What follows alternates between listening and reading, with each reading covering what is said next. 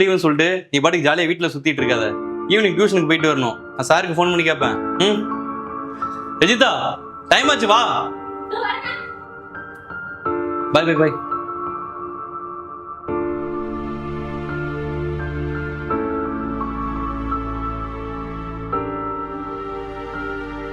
அப்பா ஈவினிங் பேசலாம்னு சொன்னீங்களே. பாப்பா, ஆஃபீஸ் டைம் முடிஞ்சு எக்ஸ்ட்ரா ஒர்க் கொடுத்து சாவடிக்கிறானுங்க. இதுக்கு மத்தியில் உன் சில்லி கொஸ்டின்ஸ்லாம் ஆன்சர் சொல்லிட்டு இருக்க முடியாது. போய் படுத்து தூங்கு. அப்பா எனக்கு பயமா இருக்குப்பா. ஏற்கனவே அப்பா ஸ்ட்ரெஸ்ல ஒர்க் பண்ணிட்டு இருக்காரு, அவரை டிஸ்டர்ப் பண்ணாத. உனக்கு நாளைக்கு ஸ்கூல் இருக்குல்ல, போய் தூங்கு. மறக்காம பிரஷ் பண்ணு.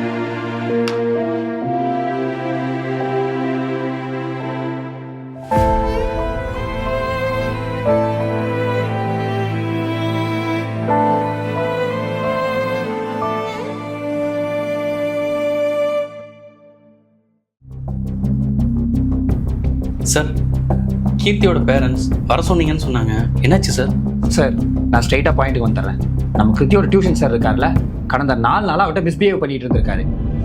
இதனால அவ ரொம்ப பயந்து போயிருக்கா, மென்டலாகவும் டிஸ்டர்ப் ஆயிருக்கா. இந்த விஷயத்தை பற்றிலாம் உங்ககிட்ட சொல்லவே இல்லையாவ? இல்லை சார், எங்ககிட்ட இதை பற்றி எதுவும் சொல்லலையே. இங்கே பாருங்க, கிளாஸ் ரூமில் கிருத்தி 2 நாளாக அட்டென்டிவாகவே இருக்க மாட்டேங்கிறான். டீச்சர் கூப்பிட்டு என்னென்னு கவுன்சிலிங் கொடுக்கும்போது தான் இந்த மாதிரி விஷயம் நடந்ததே எங்களுக்கு தெரியும். கிருத்தி, இதை பற்றி ஏமா நீங்க கிட்ட சொல்லவே இல்லை? அப்பா, உங்ககிட்டயும் அம்மா கிட்டயும் இதுதான் சொல்ல ட்ரை பண்றேன். ஆனா நீங்க 2 பேருமே ஆபீஸ் ஒர்க்ல பிஸியாவே இருக்கீங்க. இன்னைக்கு காலையில கூட உங்ககிட்ட சொல்ல இதுதான் ட்ரை பண்றீங்க. ஆனா நீங்க ஸ்கூல் முடிச்சுட்டு வா, ஈவினிங் இதை பத்தி பேசிக்கலாம் தான் சொன்னீங்க. பேட் டச் பத்தி சொல்லிருக்கலாம்ல. மேடம், இந்த மாதிரி விஷயத்துல பசங்களோட மென்டாலிட்டி கொஞ்சமாச்சும் புரிஞ்சுவாங்க. அவங்களுக்குலாம் இந்த மாதிரி விஷயத்தை எப்படி ஹேண்டில் பண்ணணும்னு கூட தெரியாது.